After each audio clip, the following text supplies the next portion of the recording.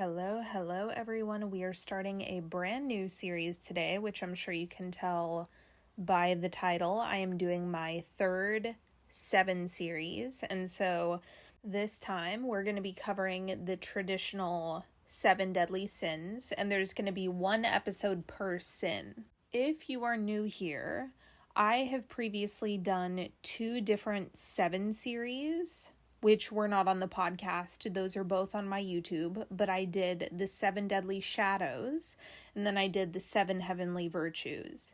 And those 2 series were counterpart teachings that extended from the idea of being connected to God versus being disconnected from God, and then all of the different tones that connection versus disconnection can take on.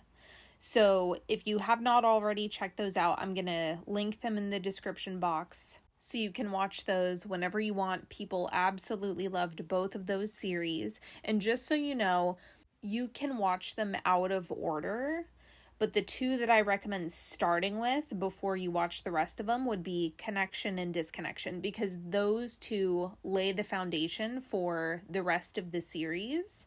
So just make sure that you watch those first, because that's where I lay the groundwork so that you can understand what I'm talking about in all of the episodes that follow.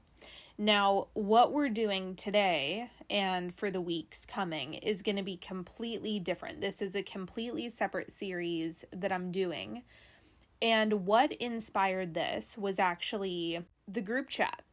So back in January, I made the decision. I was like, I think it would be fun to kind of have a loose, unstructured book club going. And basically all that means is I read a book and then I riff about it as I'm inspired, or as there's nuggets that I want to pull out of it. I just share it in the group chat.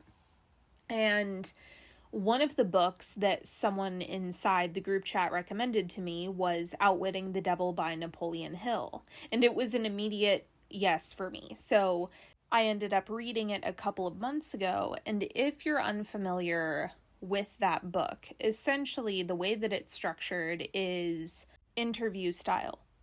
So the way it's written is as if Napoleon Hill is interviewing the devil. So it's question, answer. He's asking the devil something and then getting an answer. And he's asking questions like, what are you? What is the devil? How do you capture the minds of humans? Those types of things. How do you take over people? How do you invade their minds? Really trying to understand the mechanics of everything. So anyway, in the process of reading this book, I noticed that it really changed my perception and understanding of sin. So in my other 2 series, the 7 Deadly Shadows and 7 Heavenly Virtues, the way that I describe sin in those series is anytime you orient away from God. So my definition of sin is extremely broad. It's any deviation from God I consider to be sin. And I also don't think about it in a negative way, like it's a moral failing or anything like that. It's just we all have moments when we're not thinking the highest possible thought, or we're not acting in the highest possible way. We all do that. We all orient away from God. So it's not this big to-do in the way that most Christians make it. So when I read Outwitting the Devil, it gave me a different perception of sin and another way to look at it. And it's not to say that my understanding previously was wrong. This is just a different angle and a different vantage point that I found to be particularly helpful. Now, one of the things that I want to mention here is, even though I do not consider God to be a man in the clouds, we've talked about this. It's not like this Zeus type figure that a lot of people associate with the word God. And in the same way, the devil is not literally a horned red man that holds a pitchfork and has a forked tongue and is guarding the gates of hell. None of those things are literal. But what I find is when we are wanting to navigate these internal energies that we experience, like thinking, for example. A thought is just energy that occurs to you as like inner dialogue, we could say.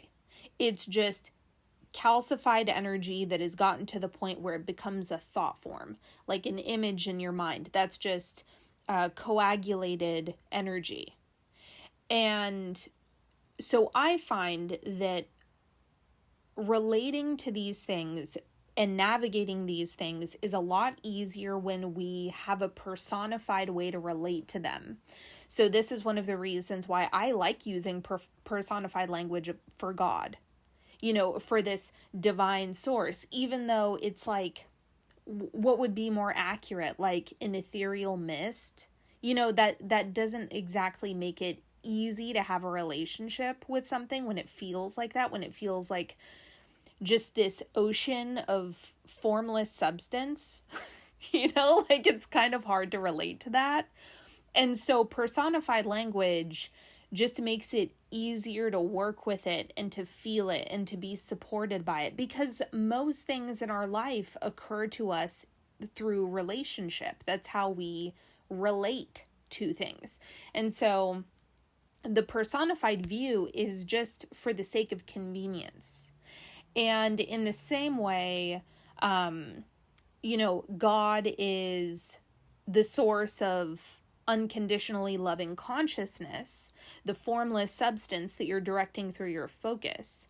We could say that the devil, even though it's not literal, is the opposition to that. Anything that opposes God, any thought forms that are not of God, that are more of, Abraham Hicks calls it like the spin-off of man's consciousness, like the human side of things, the distorted side of things, the opposition side of things. That's essentially what the devil represents. It's kind of like Satan, or the devil, is like the spokesperson for everything that is not of God, we could say. And keep in mind, do with this what you will. Take it if it works for you. Toss it if it doesn't. If it scares you, don't worry about it. Like, don't do anything that scares you.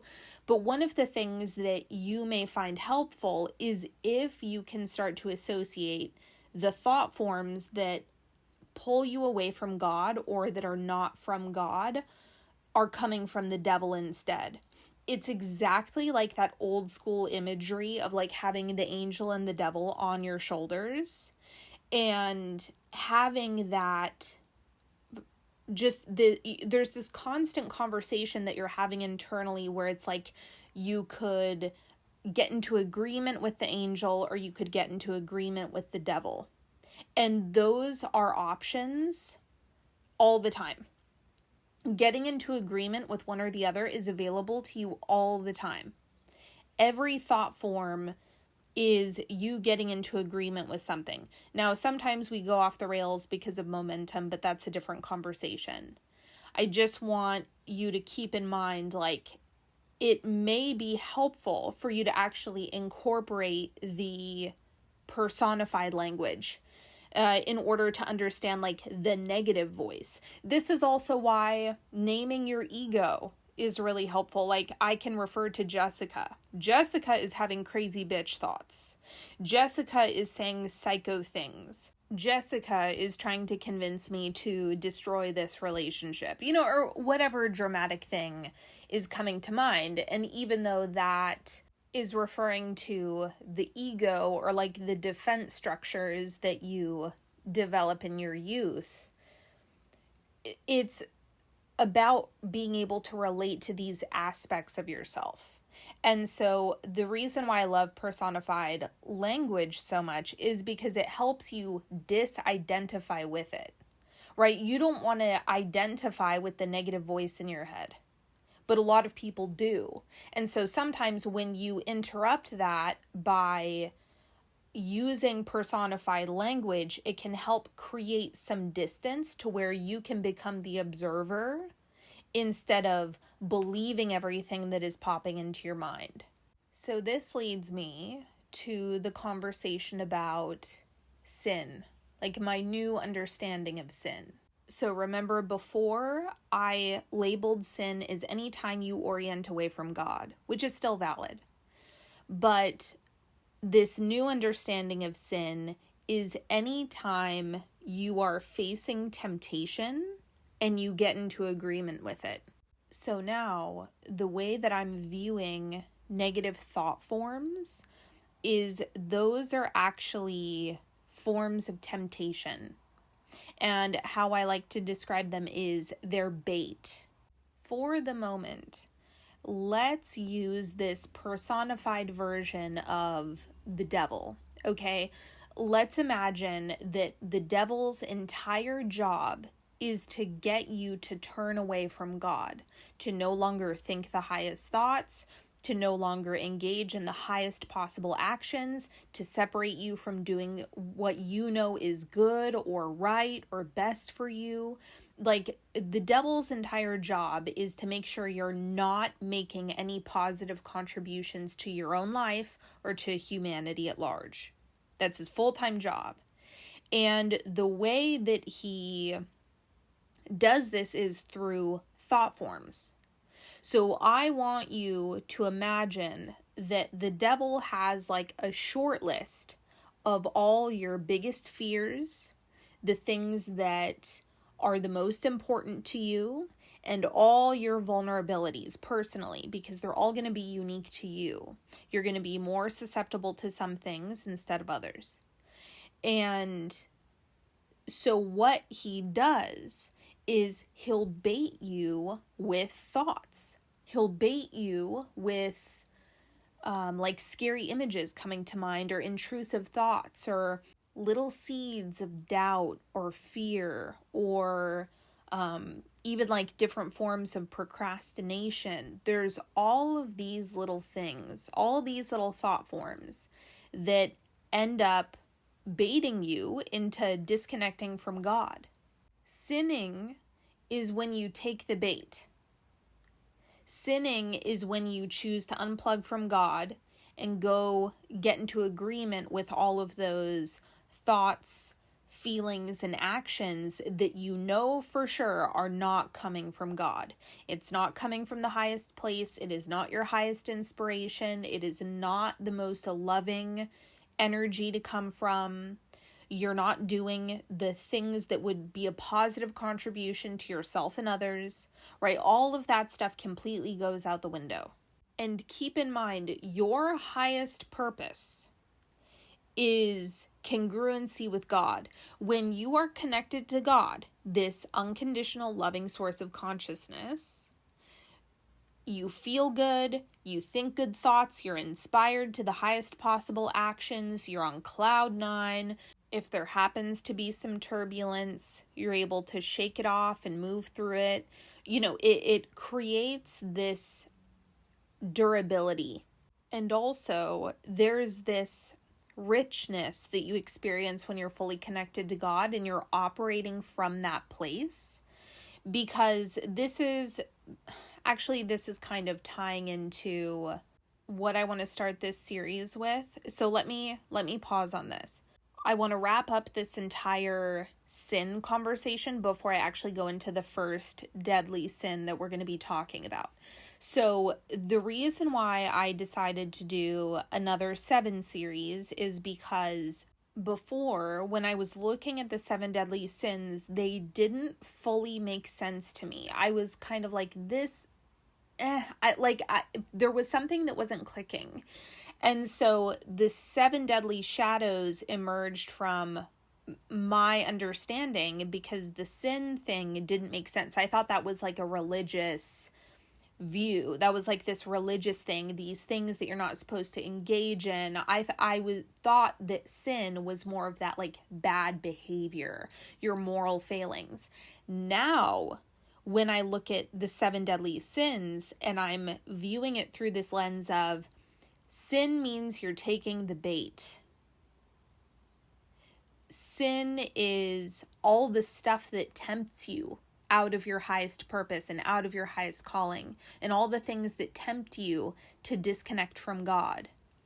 All of that stuff is where these sins actually do end up making sense.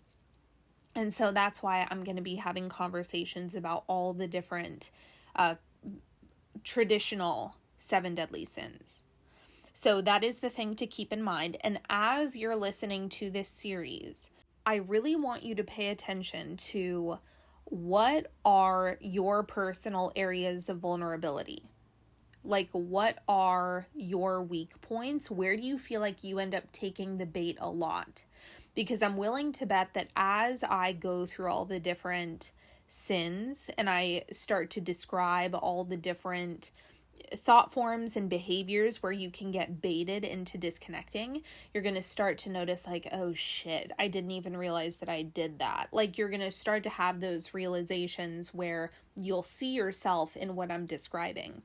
So just use this as a way to self-reflect and gain more control over how you're approaching to this. And see, when you understand like where you're being baited, then you can shift out of it before you take the bait. You can get away from it. You can reestablish your connection with God. And like I said, it's going to make you more durable. So that's really my intention in doing all of this. If you know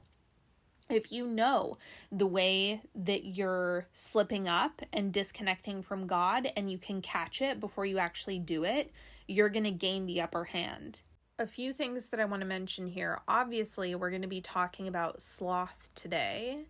And I actually think this is the perfect timing for this because, one, I know so many people wrestle with this. Like, this is a very confusing one, like the idea of the path of least resistance versus laziness. Like, there's just a lot of confusion around this topic. So I hope to shed some light on this and clarify some things for you. But also, in case you didn't hear the news, I actually have a new module coming for Slut Magic, and this one's all about exercise. So I have been working on this I've wanted to do it for a long time. I knew that I was going to do it, but I've really, really, really been working on this for like the past year. So that's going to be coming up in May. I haven't scheduled it quite yet, but that's going to be a live call. And if you're listening to this at the time that I've recorded, let's see what's today. It's April 27th. So if you are listening to this right when it comes out, I also have a pay in full bonus that is for the first 3 people who pay in full for Slut Magic. You get a private one-on-one 30-minute session with me, and I'm building you a custom body modification protocol. People love my protocols. They're really fun for me to make. And so if you want to do that, definitely get on it. So as of now, all 3 are still available. Like, at the time that I'm recording this, all 3 of those bonus spots are open, but this is an excellent time to get in because there's going to be some new additions that I'm putting into the program. So we have a new module coming up. I have some other things that I don't want to say yet because I don't have the details totally locked in, but I'm going to be adding new stuff to that program. So this is an excellent time to get in so you can take advantage of the live calls and also ask me questions and things like that. It's just a good time to get into that program right now. And remember, your relationship with your body and food and exercise, these things are permanent. Like, your body is your permanent home. You're not getting a new one. You can get all the cosmetic procedures you want, but you are not getting a new body. And so, in my opinion, I feel like your relationship to your body should be at like the top of your priority list because it's your house. You live there full time. You know what I mean? And so I was actually reflecting on this recently where I was like, man, body modification is like one of my favorite things to teach. And I think I love it so much. One, because people have so much unnecessary baggage around it. And I love being able to liberate people from that. And because it's like, This is one of the most important relationships you will have in your entire life. You could argue it is the most important relationship you have in your entire life, aside from your relationship with God. I would say that's number one. Your relationship with your body is number two. But it's like, if you are not enjoying the process, and every time you approach any type of adjustments to your body, your lifestyle, your eating, if it feels like a miserable chore, if it feels difficult, if it feels like it's loaded with resistance, if you are not having a good time, please get into Slut Magic. Like, I seriously, there is nothing I love more than someone going from this was absolutely dreadful to this is so much fun, it's so easy. Like, all of the rules and the noise and the distortions around all things related to your body completely go away. Like, that is one of my favorite things to work on with people. And especially when it comes to conversations about anything related to lifestyle, exercise, diet, those types of things. Frankly, there's a lot of abuse in all of these things. Like, it's loaded with hardship, it's loaded with restriction, it's loaded with just all of this stuff that feels really harsh for people. And so I really love being able to change that, like offer something completely different. Like, you can even see on the testimonials, it's like one of the top things that people say about it is like, it's fun. It's so much fun. Like, your relationship with your body should be fun. It should be something that feels really satisfying, that feels good. There can be way more peace. There can be way more pleasure with your body. To me, I'm like, this is one of the biggest missed opportunities that people have. The suffering is so unnecessary. I cannot even explain to you how unnecessary it is. So anyway, get into Slut Magic. If any of that resonated with you, get in. Whether you're in there for a specific type of like body modification goal that you have in mind, you just want to connect to your dream body, you just want to clean up your relationship with your body, whatever. You get all of the updates anytime that I add them. So come play. It's a lot of fun. It's really good. There is nothing else like it. So that's that on Slut Magic. The other thing that I want to mention, I'm just warning you now, is I am currently contemplating how I'm going to shift the branding and title of the podcast. So that will be coming soon. I will make sure to give you guys a heads up before I actually do it. That way you don't look up Sunday messages and you're like, oh my God, where is it? So I'm going to be very vocal about any branding changes that I make to the podcast, but there are changes that are underway. And yeah, all of that good stuff. The next order of business, I want to let you know that yes, I am on Substack. I started posting my blogs on there. If you're already on my newsletter, I really do not think it's necessary to follow me on there unless you would just like to see my stuff pop up on your feed and you already happen to be on Substack. That's there if you like consuming content on that platform. But really, I'm doing it to expand my reach. But understand, I already post everything on my website. If you're on my newsletter, I make sure to include all my blog posts. People have really, really been loving my writing. And so I have more coming.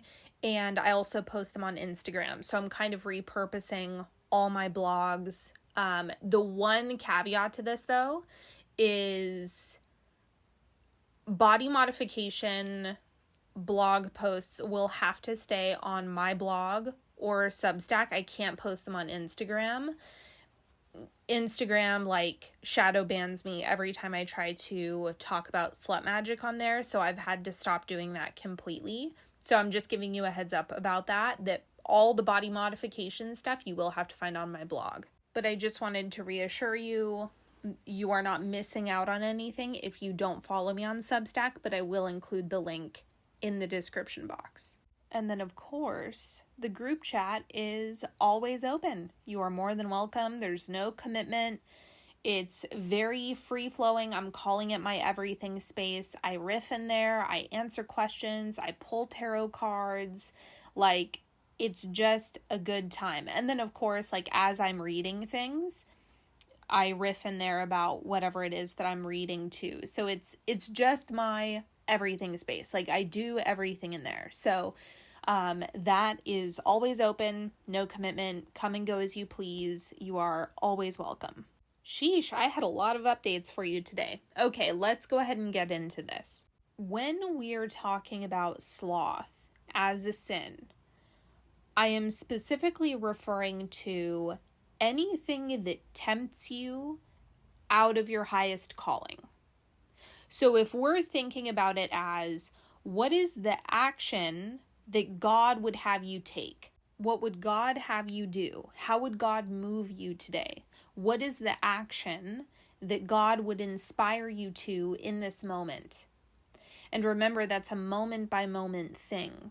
Now, the reality is, when you're plugged into God, like, you are fully fueled. You have boundless energy. Doesn't matter how old you are. You have oodles of energy. You can go and go and go and go. You're like a little Energizer bunny.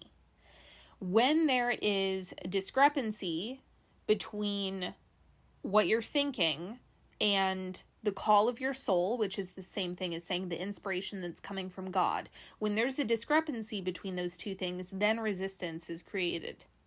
And that's where a lack of energy starts to happen. So the thing is, if you actually were maintaining the highest possible thought forms at all times, which, let's be honest, very few people actually do that. But if you did, you'd have tons of energy. You would constantly be inspired to new things.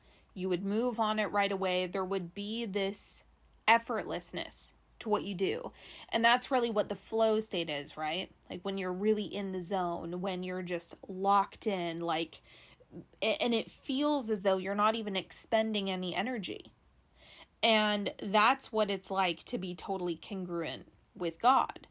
But the habit that most people have gotten into is, instead of actually following that divine impulse, they wait, they think about it, they talk themselves out of it, they lose the magic of the moment. And eventually, if you do that over and over and over, you start to distrust your own inspiration. And so a lot of the time, people have just trained themselves out of it, which has created a culture where the overwhelming majority of people are actually engaging in this sloth behavior. Like, that's one of the main sins that exists in the 21st century, the modern era, 2025. Like, this is actually the biggest offender on the list. This is the thing that pulls most people away from God, because you've got a phone. You have this tiny screen with infinite information, infinite videos, infinite stuff on it, all these things that make you feel like you're doing something that can, at a moment's notice, pull you away from your highest calling.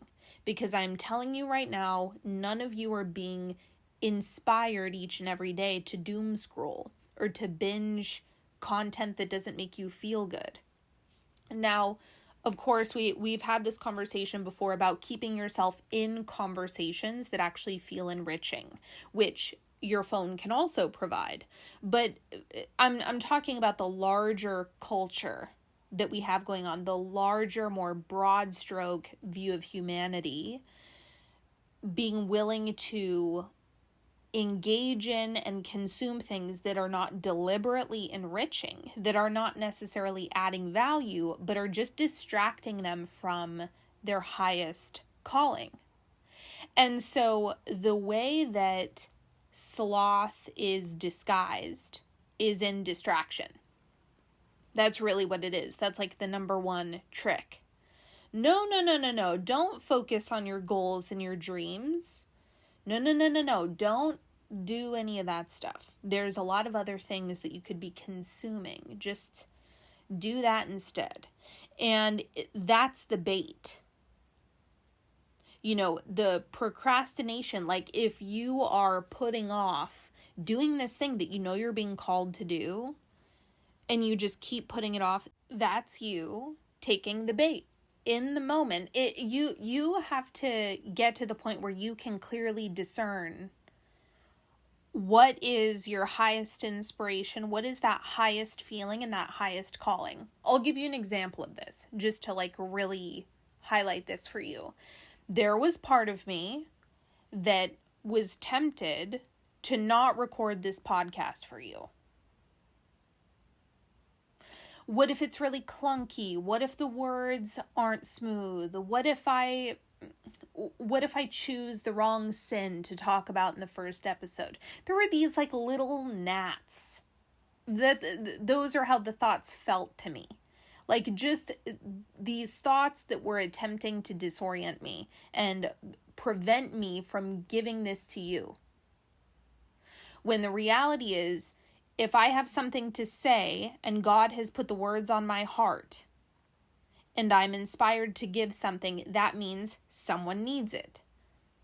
That means there's something that I am being called to contribute. And that's actually my highest calling in the moment. And just because there was a moment of temptation doesn't mean that the higher calling stops. You know what I mean? Like the higher calling is going to continue nagging at you. And that is something that eventually you've got to learn to listen to that dominantly instead of giving in to the temptation. So just because the temptation came up does not mean that it overrides the highest calling. And your job is just the discernment element of that. I know that these tiny inconsequential thoughts, these are lies. This is all deception. This is like the voice of the enemy. I know so many of you like when I say that. But that's why this personified language is so helpful. Because it's like, if I can see those little thoughts that are attempting to distract me, like evil lies coming from Satan, absolutely not. Like that is not the highest calling. That's absolutely a distraction. It's not, again, it's not real. It's just being able to feel a more stark discernment.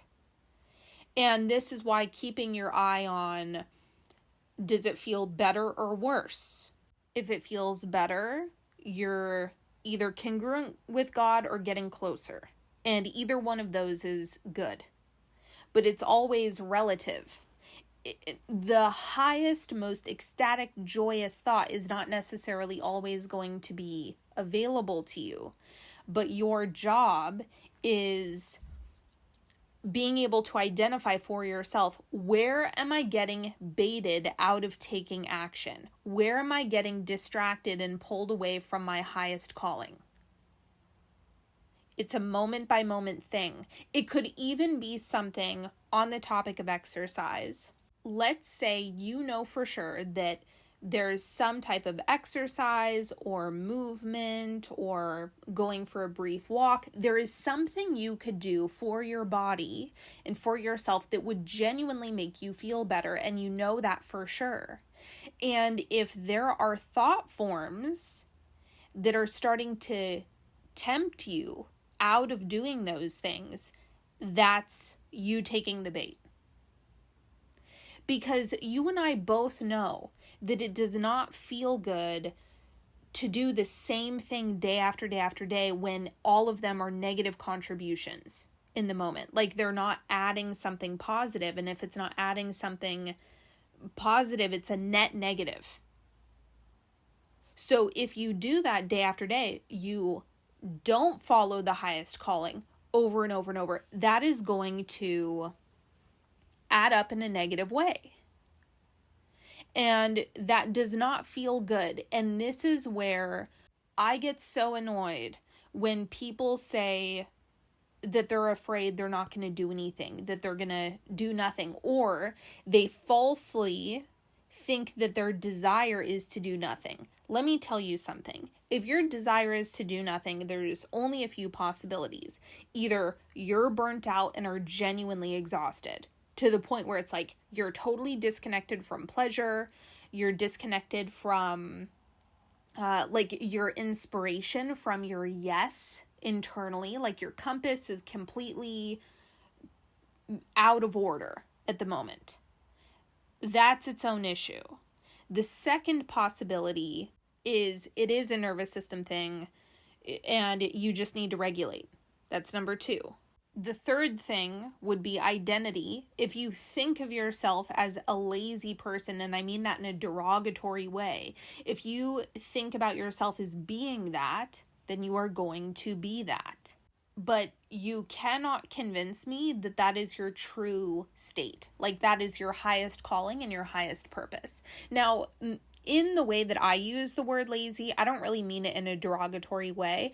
Usually when I say lazy, I'm talking about taking the path of least resistance, getting the momentum going, picking the low-hanging fruit, not being the type of person who does the most and then gets burnt out and overwhelmed after 2 seconds, but actually focuses on stacking things so that you generate momentum. That's usually the type of lazy behaviors that I'm referring to. But anyway, if we're talking about you in full connection to God, you being fully connected to God means you would be full of energy, you would be inspired, and there would be things that you would want to do. Like all the time, no matter how small, you're going to be plugged into this never-ending stream of inspiration for what to do next. In the same way, you just naturally get up and brush your teeth. Like that's not something that you have to work at. Now remember, when we're talking about Satan, the devil, the voice of the enemy, remember it's the great deceiver.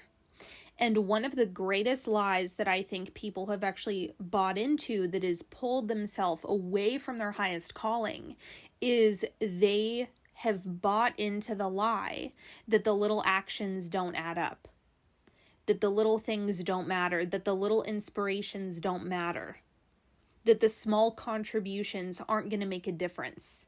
It's like people do not believe in the compound effect.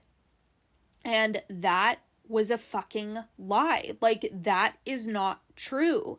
In every moment that you choose to follow your inspiration, like, again, the higher calling, not the temptation, not the distractions, but the higher calling that you can feel, that like pulse that's underneath. When you move on that, it creates a cascade of events that I don't think people fully understand. Because that higher calling, that inspiration that's coming from God, that's pulling you forward, that's nudging you, when you keep yourself in alignment with that and in tune with that, there's a whole bunch of other things that happen as a byproduct. It's not a one-for-one input-output. And I think that's where that temptation has really captured people. Because if everyone has microwave expectations, then yeah, that's one of the things that's going to paralyze people is, well, if I can't have immediate results, then I'm not going to bother trying. I'm not going to apply myself. And so now you have massive amounts of people that are simply not listening to that pulse. They're not allowing themselves to move where they're being called to move. And as I said, this is many grains of sand in a heap that we're talking about. Really think about this. If you have like millions of people, hundreds of millions of people that are not tuned in to this calling that's coming from God, and then they're not taking action on it, and they're not taking action on it, they're not following that day after day after day, moment after moment after moment after moment, I mean, that really makes a difference compared to the opposite, where it's like, just imagine if all of the people who were not following the call of God all of a sudden were following that inspiration, were acting on their highest calling, were moving on it. Think about how much better the world would be if everyone was doing that. So when it comes to sloth, just like all of the other sins, which you'll find in the upcoming episodes, there are so many different thought forms that can actually lead you into that behavior. Like, let's look at sloth, like the quote-unquote laziness that is being referred to here. It's actually if you take the bait and then it gets you to engage in that behavior. That's what we're talking about. You had a thought form that tempted you into inaction. There was a thought form that tempted you into paralysis. There was a thought form that tempted you into numbing. You took the bait on something and it resulted in you not following the call of God, not listening to your soul, not giving what you have to give, not moving on the things that you've already been given guidance around. And in that moment, the devil won. That's it. You took the bait. He got you. That's how the mental capture happens. You could even take an inventory. What are the thought forms that you are most vulnerable to, that you buy into, that prevent you from taking action? Is it doubt? Is it thinking this is going to take a long time, or it's not going to make a difference? Or is it I'll start tomorrow, or I'm so much more comfortable right now, why would I bother? Like, what is it that's baiting you into inaction? And really ask yourself, if you find yourself numbing or not doing the thing that you know you should be doing, like the calling that you're receiving, the thing that is good for you, the thing that is right, the highest possible action, if you're not doing that, what are you believing instead? Another way that I see people get trapped in this is the thought form that this small contribution is not going to make an impact, like we talked about earlier. That is a big one for people. That is sneaky. Like, why would I do this little thing that is good for me today when it's probably not going to make a difference anyway? So I'm just not going to do it. When in reality, it is the many grains of sand in a heap. Those small actions, those small gestures, those small additions, the contribution factor is what I think a lot of people are missing. And this is one of the reasons why I have been talking about it a lot lately, and I've been writing about it lately, is because, again, if you're not making positive contributions, it may feel neutral in the moment, but it's going to be a net negative if you continue doing it day after day after day. And so the way that I've been living, really, like, this is something that I've really disciplined myself to focus on, is what is this contributing right now? Is this a positive contribution? Is this taking away? Is this a distraction? What is this contributing? Because whether you like it or not, there's never anything that is completely neutral. There's always a positive or negative charge on every single choice that you're making. And the more that you can start to lean into positive charge, positive charge, positive charge, that's where change is really going to happen. And I really think that one of the tricks, like one of the ways that people get tempted out of making these small contributions, is because in their mind, the thoughts are telling you, the voice of the enemy is telling you that if it's not big, it's not going to have an impact. If it's not major, if it's not this big production, then it's not going to have an impact. That is a lie.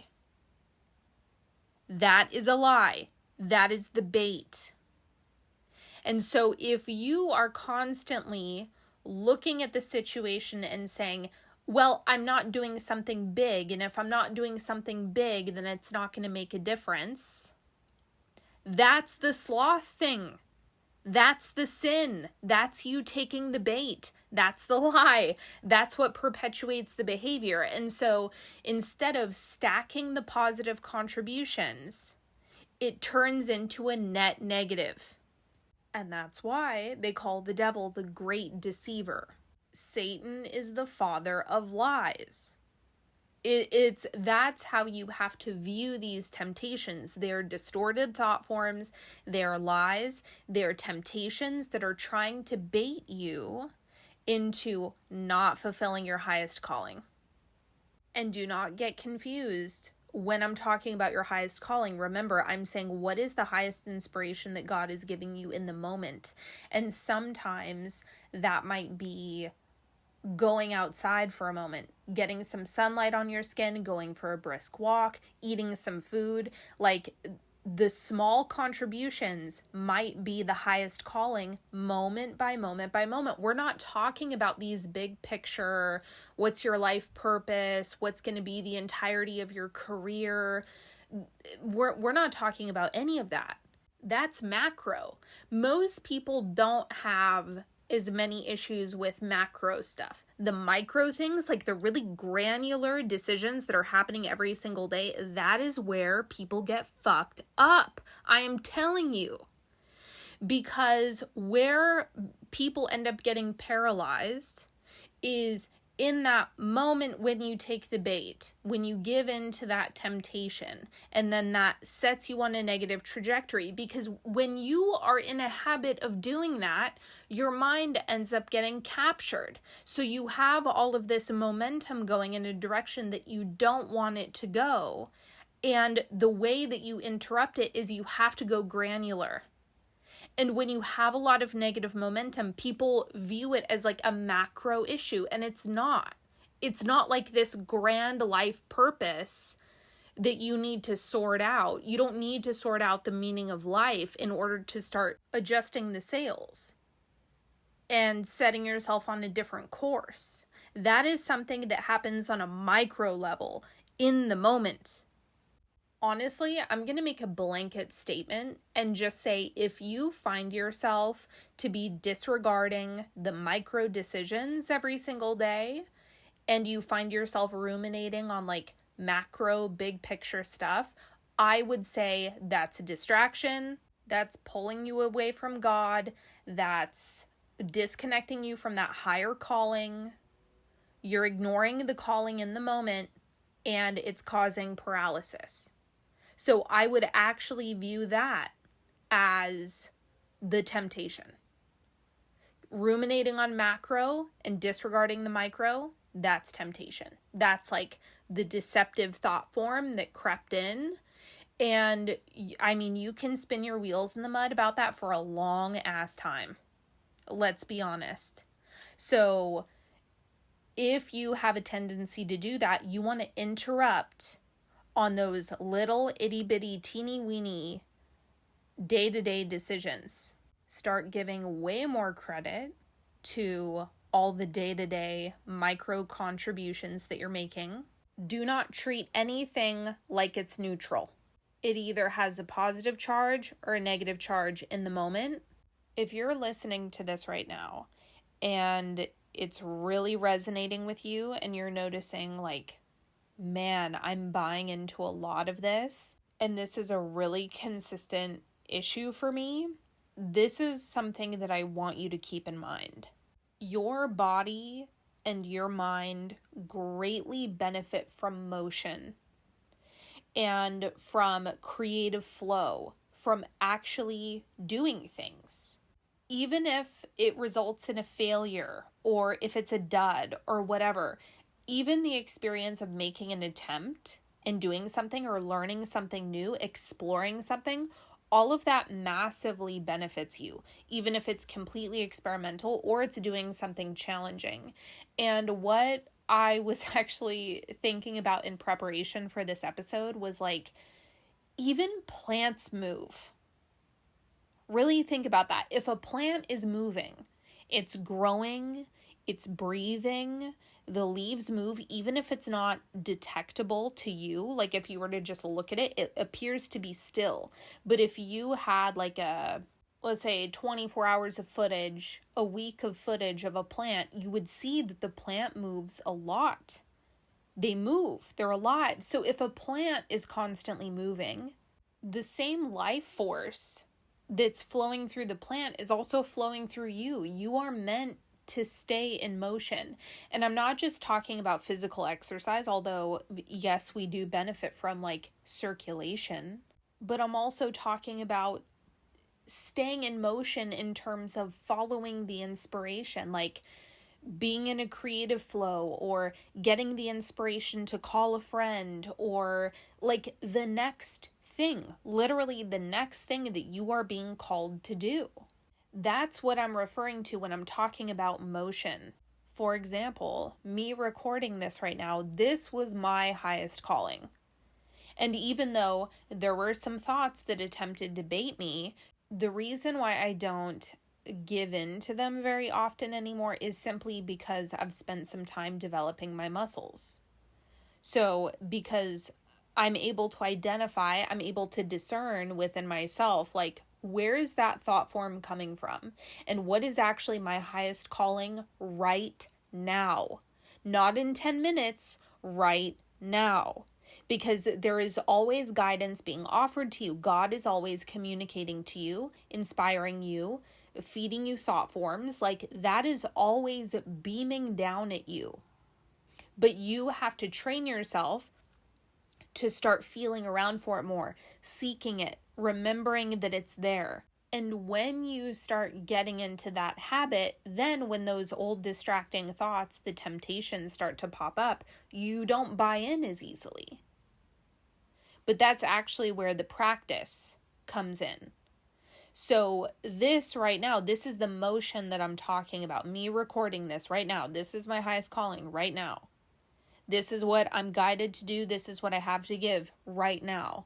So that's what I'm doing. That's what I'm following. And as you just get into a habit of doing it more and more and more, you'll trust it more and more and more. And more good things will happen as a result of you doing it. So just to recap, remember, when we're talking about sloth, we're talking about there were thought forms that came up that you believed, that you bought into. And the result of your belief in them was inaction, was you not following that pulse that God is offering, that next highest possible action. And I already know some of you are wondering what my thoughts are on procrastination. Here's my 2 cents on procrastination. Over time, if you are really practicing this, you will be able to discern what is like inspired delay. Let's say like it's simply not the highest action for me in this moment versus I'm believing a fear-based thought. I'm believing a distorted thought that is causing me to do nothing. Those are two completely different things. So if it's more of like an inspired delay, or if God is genuinely giving the information like just wait, not right now, there will very clearly be something else that is like I would describe it as a higher passion, or there's something better that is available to you that you can clearly see. The second characteristic is there would not be any consequences that would harm you or others. So if your procrastination is the type of thing that is actually harming yourself or others, that's not coming from God. You know what I mean? So those are the two criteria that I use to discern what is actually this like inspired delay versus procrastination in the way that is not beneficial and is not helpful. Because, I mean, sometimes there are inspired delays. There are those moments when it's not right now. That does come up. But they don't make you feel bad. And there are no negative consequences to the delay. The final thought that I'm going to leave you with, and I would say this is like the other big lie that creates sloth, that gets people to really buy in, is that you need more of something in order to act on your calling. So that is like a big one for people. Like well, I need this first, or I need more money, or I need some other resource. I need this particular type of connection. I need to find the right mentor. I need. You are already equipped with everything that you need to follow the next highest inspiration, the next highest calling. Of course, a lot of these things will naturally be a part of the unfolding. Like, more money is naturally going to be a part of the unfolding, or the right people coming into your orbit is going to be part of the process. But when we are talking about right now, not later, not 40 steps ahead, in this moment, which is all you have to act on, you are never without what you need to take the right step currently. Even if you were at absolute zero, you were completely desolate, even in that position, there would still be another step for you. Even in the worst circumstances, there would still be the next highest calling. So anytime you are led to believe, I need this, that, and the other thing in order for me to take another step, that is a lie.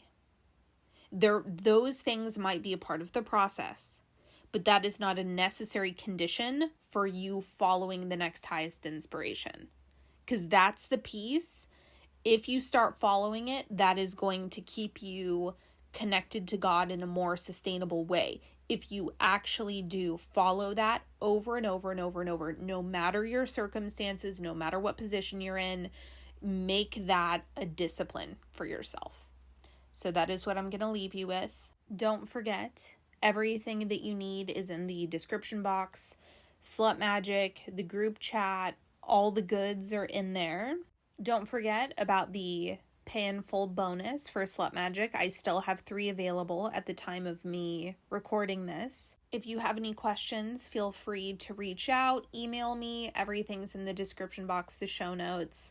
If you know someone who needs to hear this, send it to them, please. Please, please, please. I'm really hoping that this finds all of the right people, and I think that I just have this feeling that a lot of people need this. So send it to anyone who needs it. I trust that it's going to get into the right hands. And that's all for now. Thanks for hanging out with me, and I will talk to you next time. Bye!